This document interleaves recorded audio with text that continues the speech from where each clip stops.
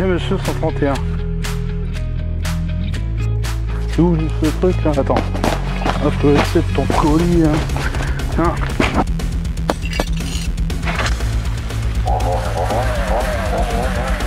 mon colis! Il est arrivé!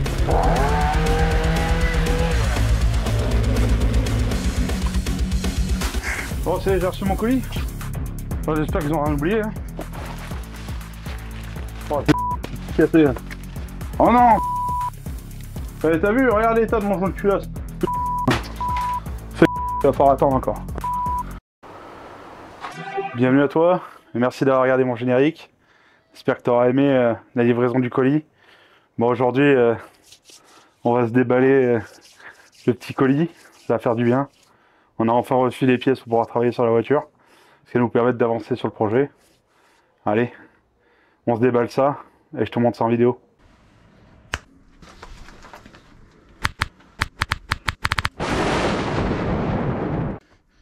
Donc là, comme je t'ai dit, donc on va commencer le déballage, on va se regarder. Donc là, je me suis commandé, tu vois, j'ai pris. Donc là, on a nos deux joints, nos systèmes de vis qui vont là. Donc ici et ici. Donc ça, c'est pour visser. Donc ça, c'est le tuyau qui va jusqu'à l'intérieur. Et là, un aspire et un refoule vers le Kelorsta. Là, j'ai trouvé ça super quali par contre. Au prix. J'ai payé ça, je crois 17 ou 20 euros. Hein. Toutes ces pièces, je les ai achetées. Hein. Je sais pas, j'ai pas de sponsor. Voilà, tu regardes. Là, on est bien, ça tourne bien gras. Là, regarde. On est sur de l'acier au niveau de la turbine. Voilà, si tu regardes. Seul truc que j'ai déploré, là, c'est à l'intérieur. C'est des copeaux d'alésage. Ici, là, on le voit, là. Je sais pas si ça fera le focus, là, sur... ici, là. Là, ici, si tu regardes. J'essaierai de te faire un zoom. J'ai des copeaux d'alésage qui, là, je vais les ébavurer pour éviter que ça tombe dans le circuit d'eau et que ça abîme, mettons, un joint ou autre. Donc ça, notre pompe à eau avec nos joints. Donc là, on est good. J'ai vérifié, c'est la bonne. Il n'y a plus qu'à monter. Comme ça, tout le calcaire qui est dans la pompe. On repart sur du neuf et on sera tranquille. Le Kelorsta.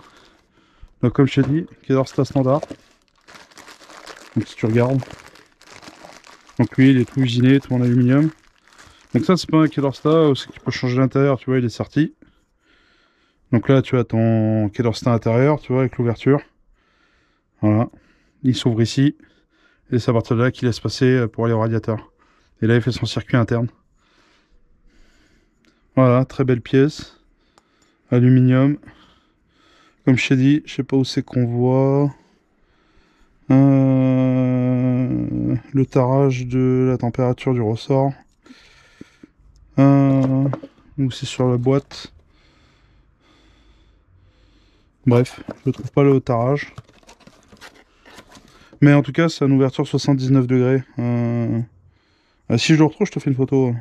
Ça en gagnera du temps. Mais il s'ouvre à 79 degrés. Je vais le vérifier quand même. Dans une casserole pour être sûr qu'il fonctionne bien avant le montage. Donc là on a notre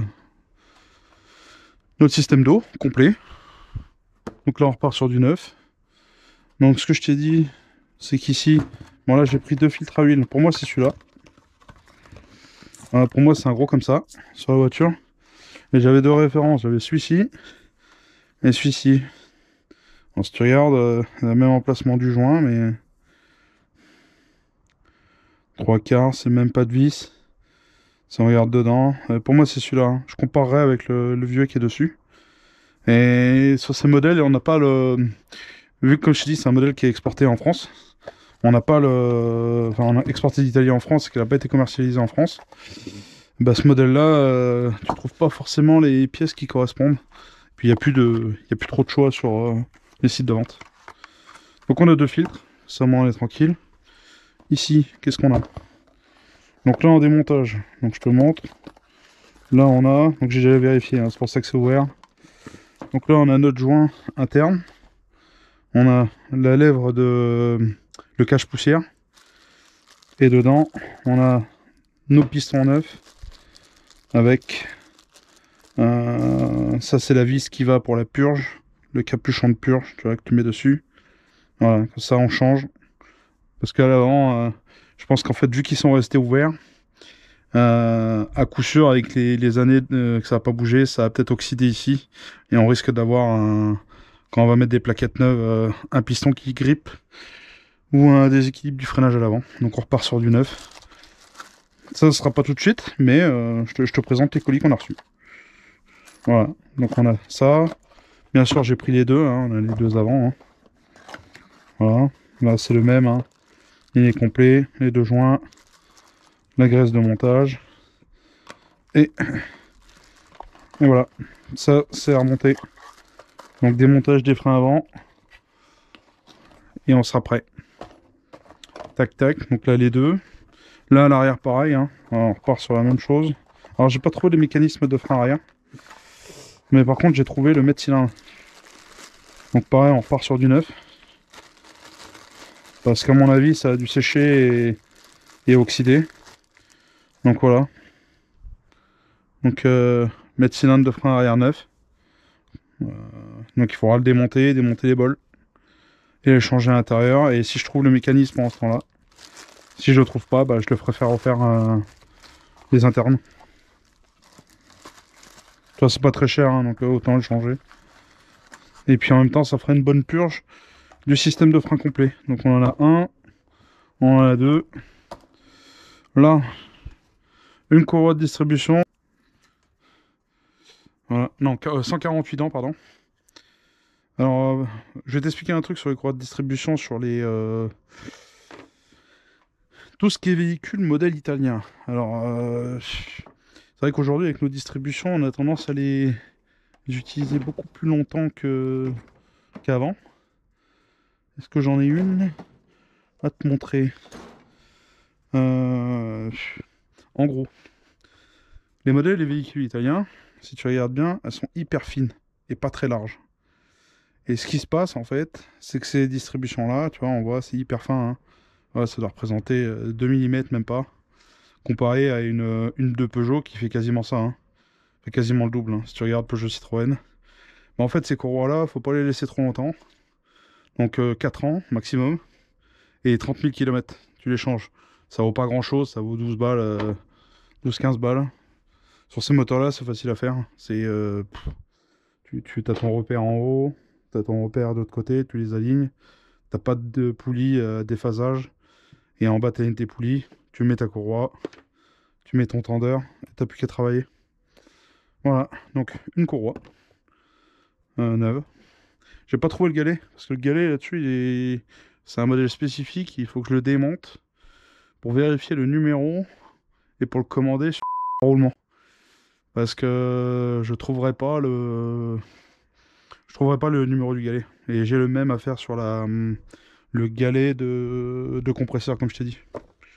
Puis là, filtre à air standard. Hein, ça, c'est de l'origine. C'était les mêmes qui étaient montés dans les R5, dans tous ces véhicules. Tu vois, déjà, comme dans la vidéo, il a déjà subi les attaques d'un accident de livraison. Voilà, il est complètement abîmé. Bon, ça va, hein, il y a juste à retordre l'emplacement métallique. Mais ça prouve bien le problème de livraison avec ce genre de pièces. En fait, c'est trop fin, il y a une cage en métal. Si jamais il y a une pièce lourde, là, comme la pompe à eau, bah, ça te l'écrase et ça te fait un accident. Bon, quand tu remontes celui-là, un petit conseil, donc tu as le joint comme ça, le joint en bas. Comme les boîtes, elles sont pas forcément bien étanches au niveau là. Moi, je te conseille, tu vois, sur le joint, tu prends du gras, genre une graisse épaisse, et tu mets un petit coup de gras comme ça dessus, de ce côté-là et de ce côté-là. Comme ça, quand tu le fermes, ça étanchéifie mieux ton joint. Parce que le problème, c'est que des fois, bah, le jour où tu veux l'enlever, bah, là, ça colle. On verra comment sera celui dessus. Mais généralement, il colle ici, il déchire. Et bah, voilà. Puis pour le prochain démontage, ça t'évitera de gratter tout ton bordure. Et puis ça rendra plus étanche. Parce que les boîtes ne sont pas forcément très serrées d'origine. Puis quand tu vois, quand celui-là il est déjà tordu, bah forcément là, peut-être une chance d'avoir de la poussière qui va passer. Voilà. Donc ça, c'est tout ce qui est côté, on va dire, changement de pièce pour le moteur. Bon, là, je te fais pas un dessin. On a 5 litres de... Je cache la marque. On a 5 litres d'huile boîte pont. Donc ça, bah, on changera ça quand sera le moment. Donc j'ai là, hein, j'ai huile boîte pont, moteur, liquide de frein. Tout. On va tous les fluides, quoi. En huile. Alors tout ce qui est véhicule, on va dire sportif de cette génération-là. Tu mets n'importe quel type de marque que tu as envie, du moment que c'est une bonne marque, dans les gros fournisseurs d'huile. Mais surtout 15-50, parce que c'est des moteurs qui tournent très très chaud. Parce que là, si tu prends l'exemple de celle-là, donc là, si tu prends l'exemple de la Ritmo, là, la 125 TC, c'est le même moteur que celui-là, hein, donc tu es sur le même que celui-là.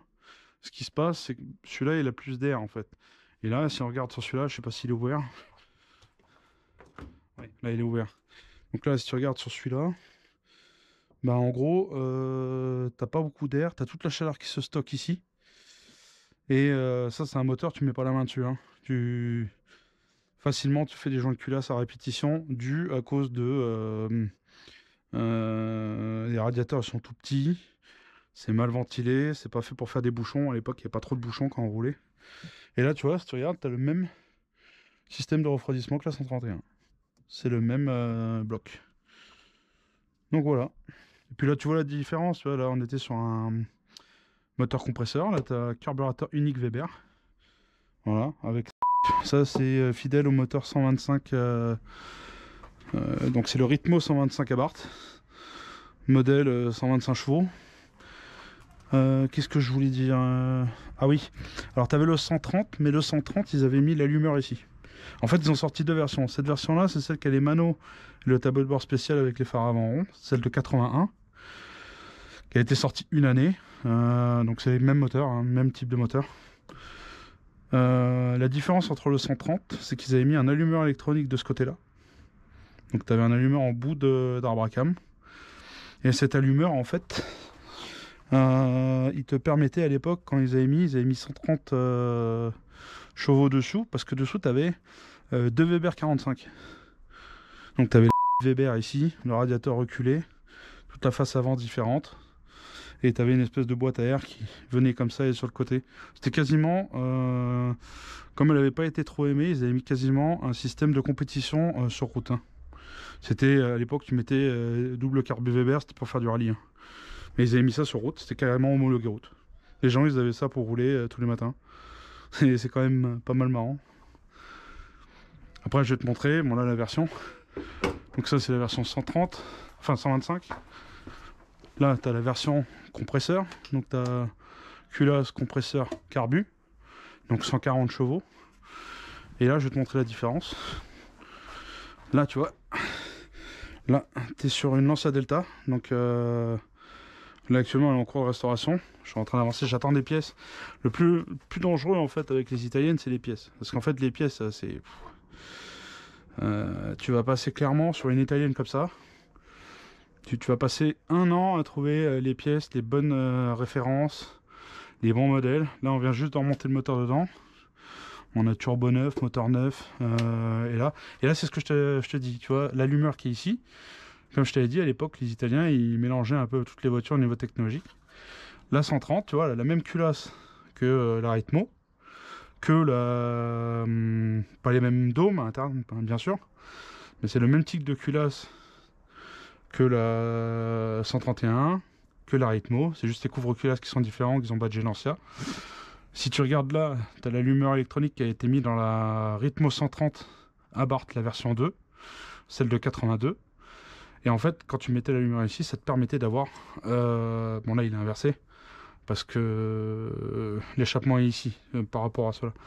où l'échappement est devant. Et en fait, sur la Ritmo, t'avais, au lieu d'avoir l'allumeur qui était en dessous, ben, l'allumeur en bout, ça te permettait d'avoir le Weber qui passait. Alors que là-bas, en fait, on a un problème, c'est qu'on a l'allumeur qui est comme ça, et notre pipe tape. Donc il faut mettre une pipe spéciale qui la relève, c'est pas évident, mais après t'as plus assez de distance pour les cornets, enfin les trompettes. Voilà. Et puis là, t'as le summum en fait de ce moteur, c'est-à-dire le 2 litres. Enfin, pas le summum parce qu'après t'as eu la culasse T16 et ils ont fait le capot bombé à cette époque-là. Là, en fait, t'as la meilleure évolution, on va dire, avant la dernière évolution de la 16S. C'est le 8 soupapes turbo, injection électronique complet. Ça faisait 185 chevaux à la sortie. 4 roues motrices, enfin c'était un rail. Et c'est avec ça que j'ai commencé, mais en version 16 soupapes. Le 16 soupapes, le moteur il était plus haut, dû au capot bombé, parce que ça passait pas, il était version là. Et à l'époque, ce qu'il fallait savoir, c'est que les 8 soupapes qui étaient en rallye, c'était des 4WD, parce qu'ils avaient déjà l'évolution en 8 comme celle-là, et quand les 16 soupapes étaient apparues, les 8 soupapes avaient déjà le capot bombé. Parce qu'ils avaient déjà l'évolution de la 16. Et après, tu as les différences. Si tu regardes les différences de châssis entre la 8 et la 16, c'est les longerons qui sont en avant. La poutre avant, en fait, qui n'est pas la même. Globalement, l'extérieur, c'est plus ou moins la même qu'une 16. L'avant, l'arrière aussi qui était plus haut. Tu avais l'arrière plus haut au niveau de tout ce qui était amortisseur arrière. Et voilà. Ça c'est en cours de restauration, on a déjà mis tout ce qui est amortisseur, on a fait tout ce qui est freinage. Qu'est-ce qu'on a fait? On a fait la réflexion moteur complète. On n'a pas changé les pistons, on est parti sur les pistons d'origine, on a juste fait ce qu'on appelle un coup de fouet, c'est-à-dire segmentation coussinet de bielle, pompe à huile, pompe à eau. Et là on attend, j'ai galéré, je viens juste d'avoir la sonde de déclenchement de radiateur pour faire la première chauffe. Ça c'est changement, normalement d'origine c'est des fils noirs de chez Lancia, mais comme ils n'existent plus, on passe sur ça, c'est beaucoup mieux. Là ils sont juste fixés comme ça, mais c'est pas fini encore. Voilà, l'intérieur est en cours de restauration, là je vais te montrer. Je vais te montrer, on a tout vidé pour vérifier si la caisse n'était pas fondue ou oxydée. Non, on a tout vidé l'intérieur. Là je suis sur la partie électrique parce que j'ai des défauts électriques dans dans tout ce qui est comment ça s'appelle, j'ai tout retrouvé sauf les anti-brouillard avant. Donc c'est là je suis en train de travailler là-dessus. Et moi ce que j'adore c'est ça. Voilà. Les fermetures italiennes elles sont vraiment, tu sens que tu fermes une porte. Bon, du coup je vais mettre le bac là. Le bac de récupération. Là on va revidanger notre bloc. Donc on va enlever le Coca-Cola qu'on a mis l'autre fois. Donc là maintenant ça a fait bien effet. Donc là je défais la purge du bloc.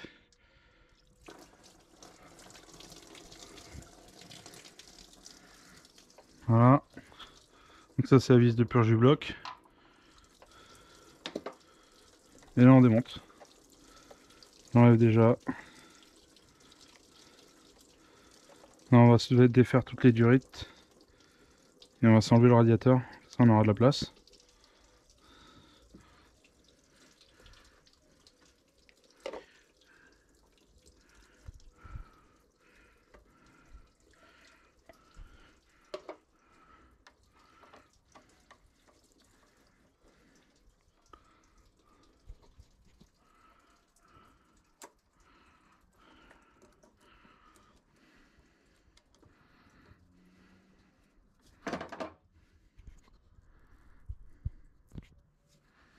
Là, je vais défaire celle-là.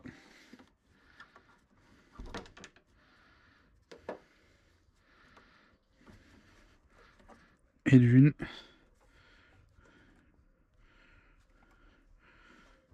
Là, je vais ouvrir ici. On va ouvrir le radiateur. Ça, on va vidanger juste le radiateur. Là, on a vidangé que le bloc. Comme je t'avais dit l'autre fois. dans la vidéo précédente.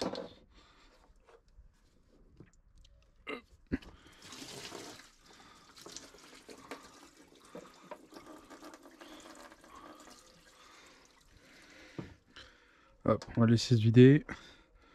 On va regarder l'état du Kelorsta, si ça a bien agi. Il fait du coca. Ah ouais, tu vois la différence. Hein. Tu vois, il était complètement bouché. Ouais, je vais t'éclairer. Tu vois, il était complètement bouché.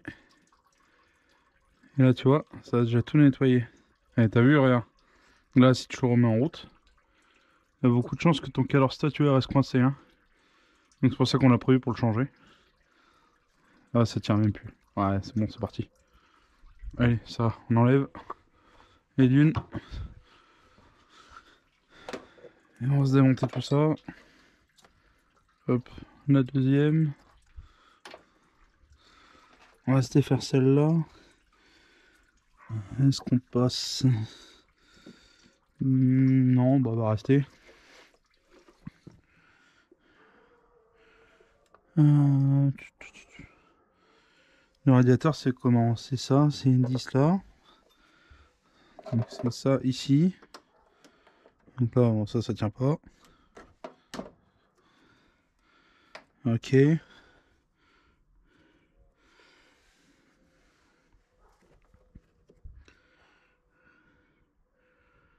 Ok, donc là on en a deux.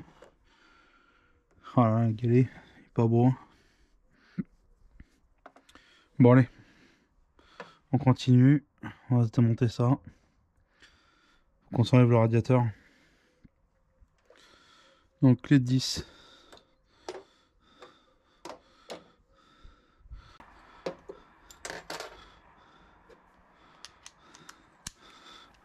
Donc là, est-ce que ça passe? Ouais, peut-être en la mettant au plus court.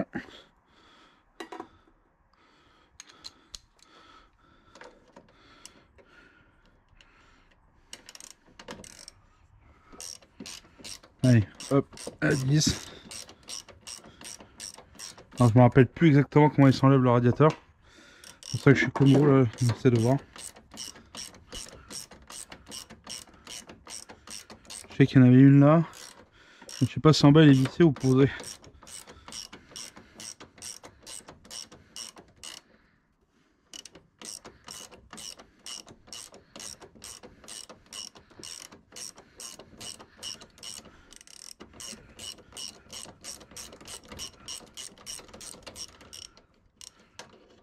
On va faire 1 km la vis.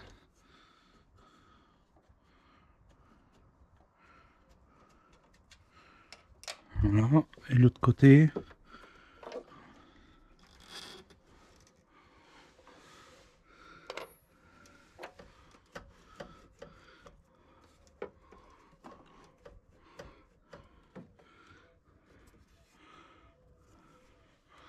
Je laisse défaire le ventilo. On aura de la place. Ça se trouve, on travaillera avec le radiateur en place. On va voir. Mais je vais essayer de l'enlever. Ça sera plus simple.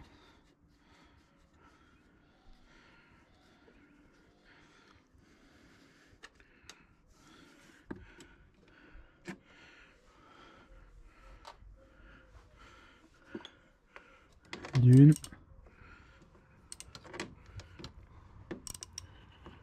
Non, pose pas la clé.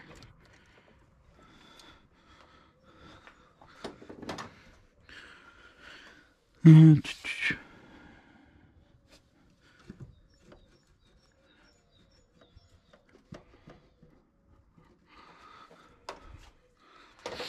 crois que la vis elle est cassée là. Parce que je la vois pas dépasser. Ah ouais. Ok. Donc là c'est cassé.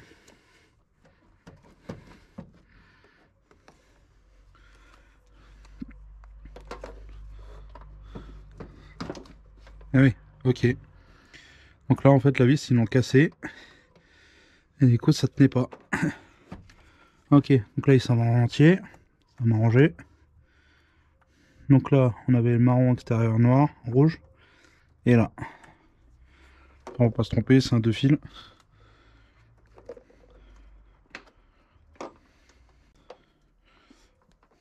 Ouais, durite, elle est cuite. Elle est dure comme ça, quoi. Pas de casser le radiateur. Allez, vas-y, doucement. Hop, ouais, c'est bon. On est bon. Donc là. Ok. Et on doit avoir l'alimentation du moteur.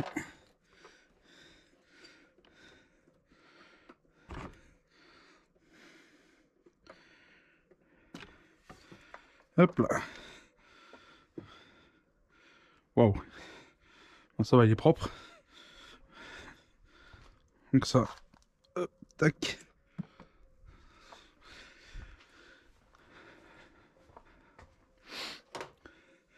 Bon, déjà, on voit plus clair.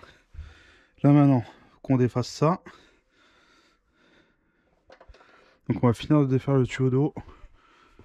Mettre le tournevis. Où c'est que je l'ai posé? Il est tombé, je crois. Non. Donc on avait ça pour la durée d'eau. Je vais reprendre un autre. Ah, il est là. Donc là, on a un collier là.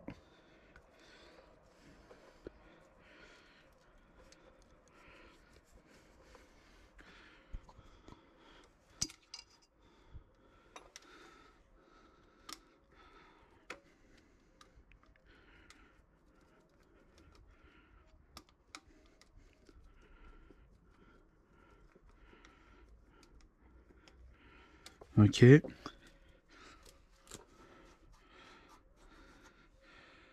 Allez, tu vois, à l'intérieur, c'est tout plein de... Ça, on va tout nettoyer, changer les colliers, on va repartir sur du neuf. Donc une fois qu'on a fait ça, là, il faut absolument se desserrer. Donc ça, je vais en mettre sur le radiateur. Ça, je vais pas le perdre. Donc le radiateur, on a le bouchon. Hop. On a le bouchon. On a la vis qui va sur le côté. Voilà. On a celle-là qui tient le ventilateur. Ok. Ça.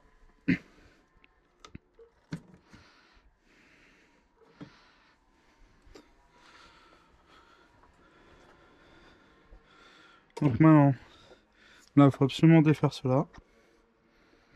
Parce que sinon, voilà ce qui se passe.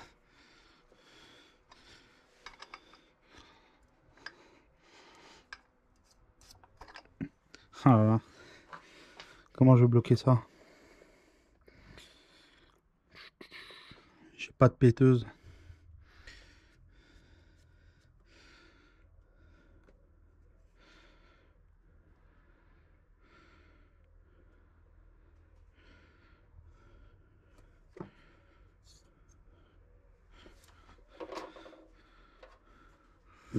Aïe aïe aïe. Je vais essayer de la bloquer comme ça. Est-ce que ça marche si je la bloque comme ça? Non. Est-ce qu'on a un cran là?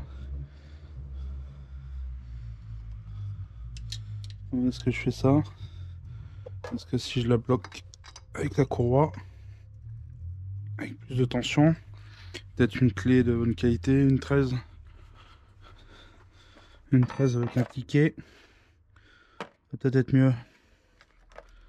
14, 14. Hop, 13. 13. Le cliquet, il est là-bas.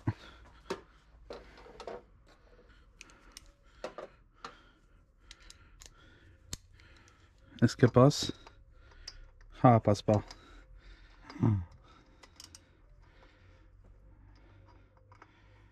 La douille, elle passe pas.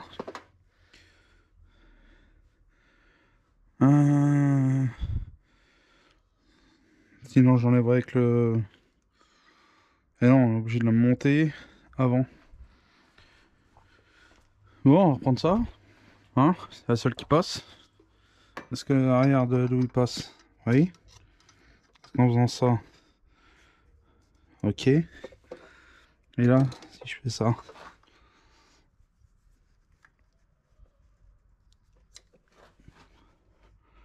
Ouais, c'est bon.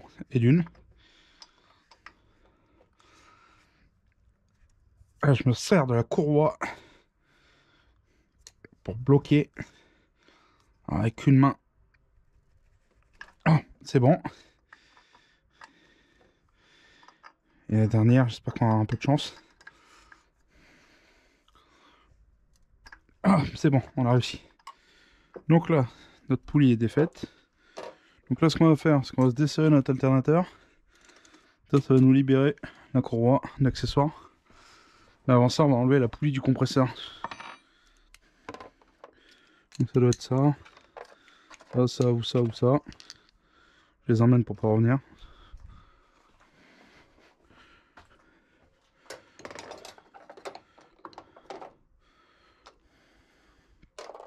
Donc déjà.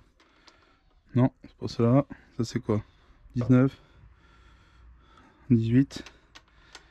Ouais, c'est 18.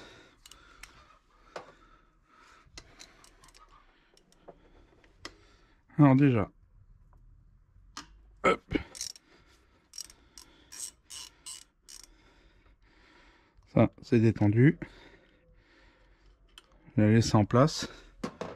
Enlever la courroie.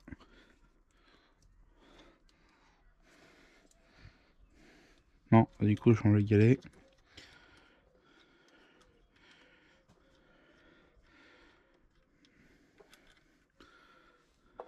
On rondelle ça.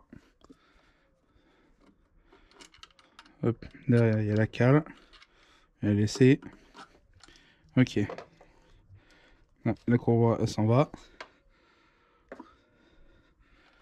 Et là, ce que je vais faire, c'est que je vais laisser le galet pour pas perdre l'ordre du remontage. Tac. Et tac.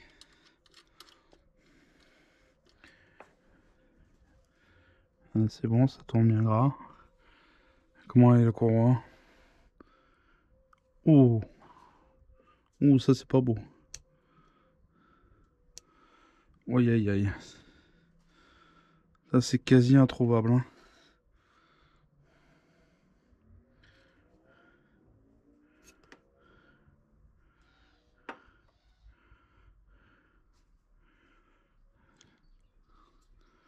Voilà, après un coup. Plus de 15 ans la courroie. Hein. Là, normalement il faudrait la changer, mais je la trouve pas à la référence. Et là, elle est quasiment coupée. Ouais, bah, je vais mettre ça là. On verra après. On verra pour moi du futur. Pas trop le choix. Alors, je trouve une boîte qui m'en fasse une. Si je peux trouver ça, ça serait cool. Alors là, on desserre l'alternateur. Hop, est-ce qu'il bouge? Une deuxième. Hop, il y a la deuxième en bas.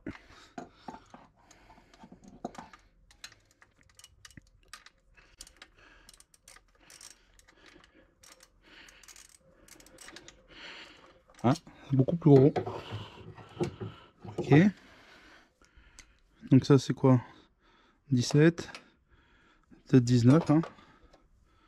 Regardez. Ah oui, 20. Plus gros que 19. Oui, 20. C'est du 20. Vous avez peur de le perdre à l'époque. En même temps, il n'y a que 2 vis.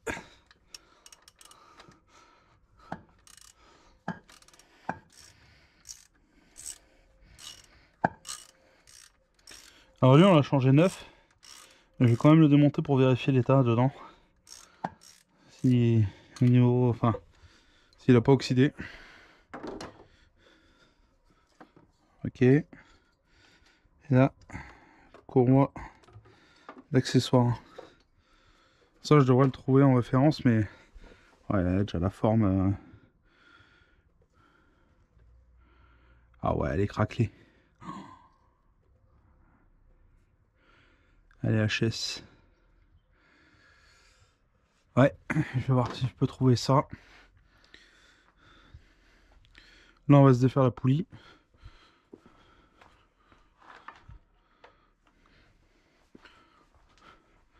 La poulie de pompe à eau.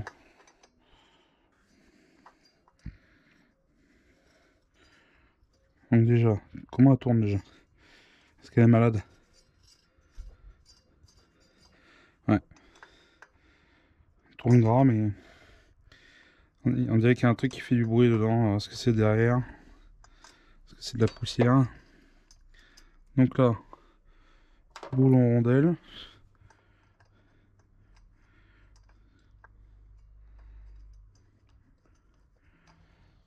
Boulon rondelle. Tac.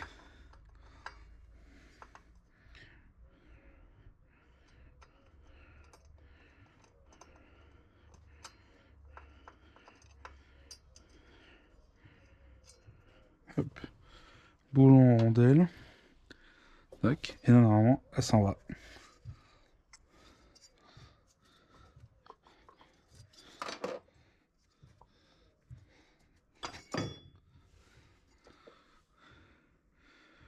Ok. Donc ça, je vais remettre ça dessus. Oui, on fait une sacrée bosse là. Pas dérangeant, mais quand même une bosse là. Ça, ici. Et là, on a accès à notre pompe à eau. Donc avant de démonter la pompe à eau, on va se démonter le cache distri. Donc le cache distri, c'est du 10. Hop.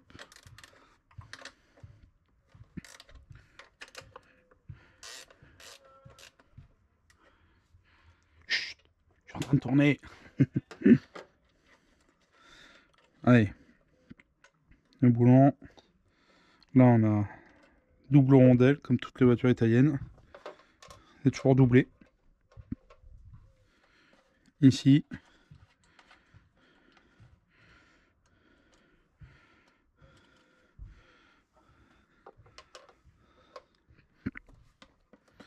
Hop, ça c'est bon. On va vérifier en bas si on n'a pas un boulon caché. Alors là, on a déjà tout le support enlevé. Là. Parce qu'en fait, là, tu as le boulon du galet tendeur de courroie de distribution. Et sur le même boulon, tu as le repiquage avec une patte pour le compresseur. Alors du coup, ici, c'est quoi? Non. C'est celui-là.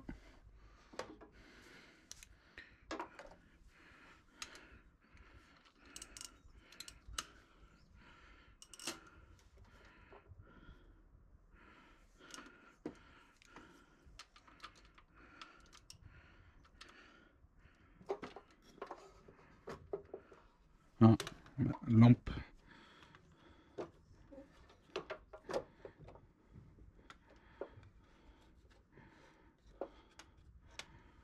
Voilà, c'est bon, là, tiens. Là, on a détendu celui-là.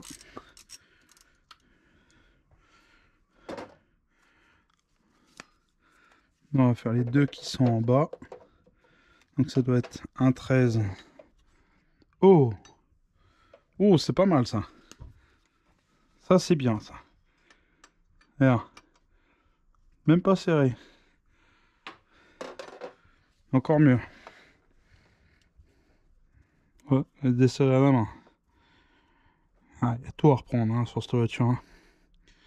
Ceux qui ont travaillé dessus, en fait, il y a tellement eu de gens qui ont travaillé dessus à l'époque que ils ont oublié pas mal de trucs. Hein. Donc déjà là.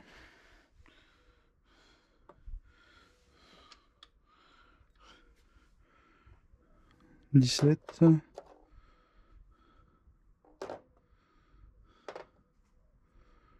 19. Et dessus.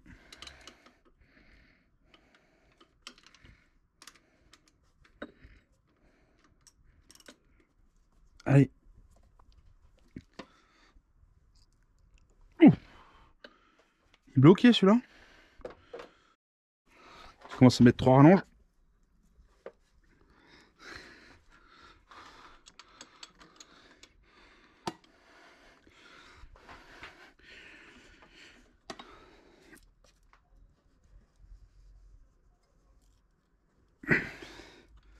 Il y a un souci là.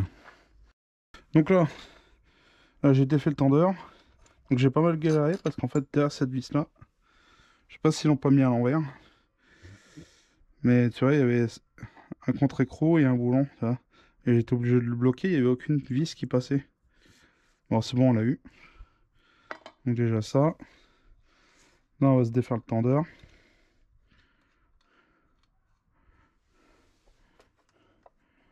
Voilà. Oh, ça pèse 1 tonne. À l'époque, il lésinait pas sur le métal. Hein. Donc ça pour pas le perdre, on va se le remettre en place sur la distrie. Comme ça, on sait que c'est la bague de réglage. Ça, on perd rien. Donc là, le galet, comment il est?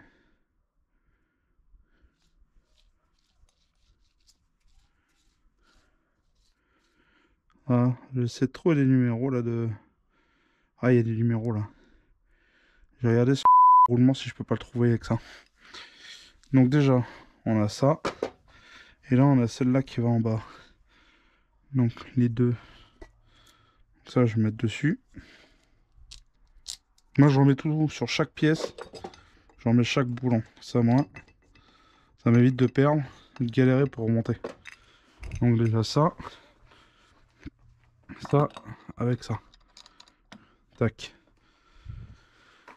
Maintenant qu'on a démonté ça, là, on a ça. Là, il faut qu'on se démonte les 10 de là. Donc les deux petites de 10.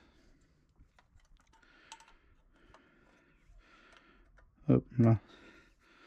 C'est bon. Et là, en dessous.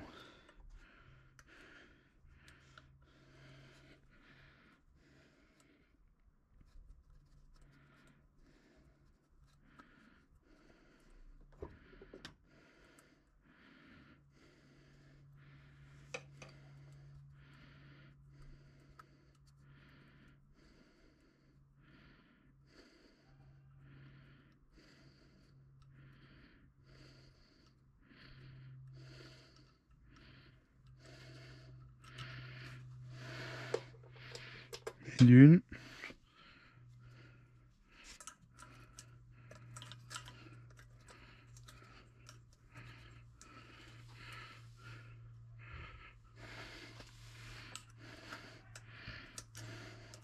Alors quand t'as pas de joint, là, comme moi là, ça tu le trouveras pas. Papier canson et tu refais ton joint. Ou t'achètes des plaques de joint. Mais le papier canson ça te dépanne bien. Là ça va, on pourra peut-être le sauver. Et là je vais remettre nos deux vis. Ça on les perd pas. Hop.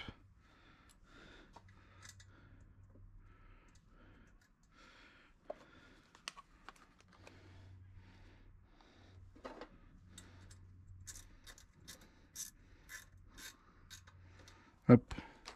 On va recommencer le conduit. Ah tu vois ça a bien décapé. Hein. Là on voit là-bas. Ah ça a bien décapé. Là dedans. Complètement décapé.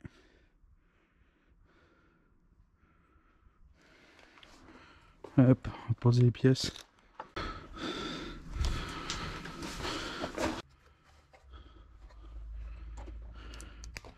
Donc là on n'a pas de vis. Pas de vis. Mais on doit en avoir une dessous. Est-ce que celle-là on passe en doucement? Parce que en fait je galère.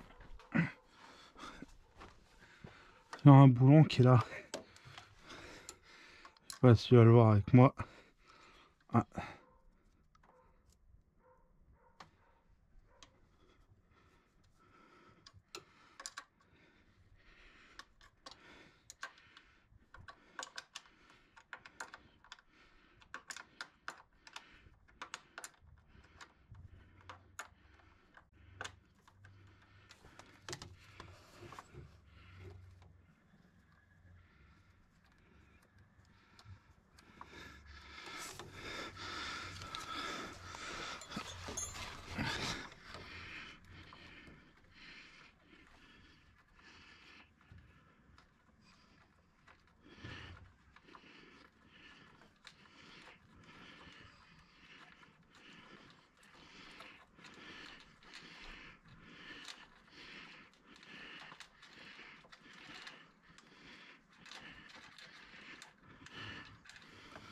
Yep là. La fameuse. Celle qui était là. Quelle galère là. Regarde. Je sais pas si tu vas voir en même temps que moi. Là, j'ai bien galéré pour celle-là. En fait, elle est enfermée dans du plastique. Et il n'y avait rien qui passait. Là, j'ai même ripé.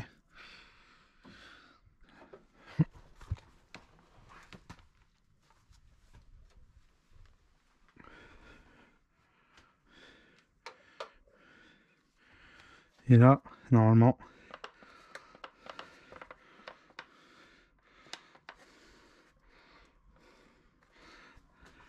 une cachée là.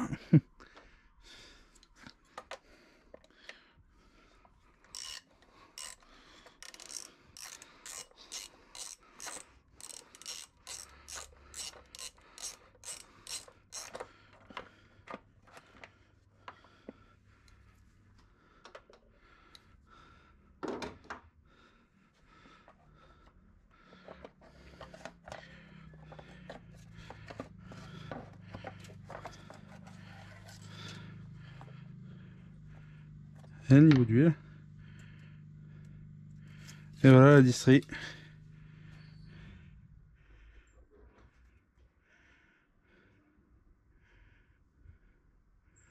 Ah, le cache il a fondu. Là c'est la graisse qui a coulé du galet. Là le cache distrie.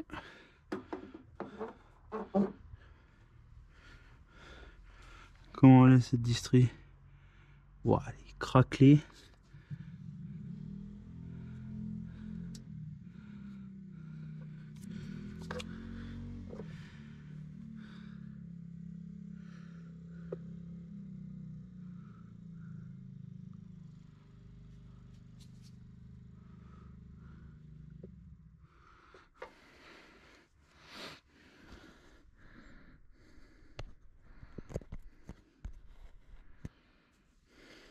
Bon, on a bien bossé. Tu vois, c'est assez simple. Hein. Ici, tu as des trous ici. Faut que je regarde. Normalement, ces trous, faut les aligner avec ceux-là. Les deux pointes qui sont là. On a normalement des repères de l'autre côté. Si je me souviens bien. Là. Tu vois, on a un repère ici. On a un repère là-bas.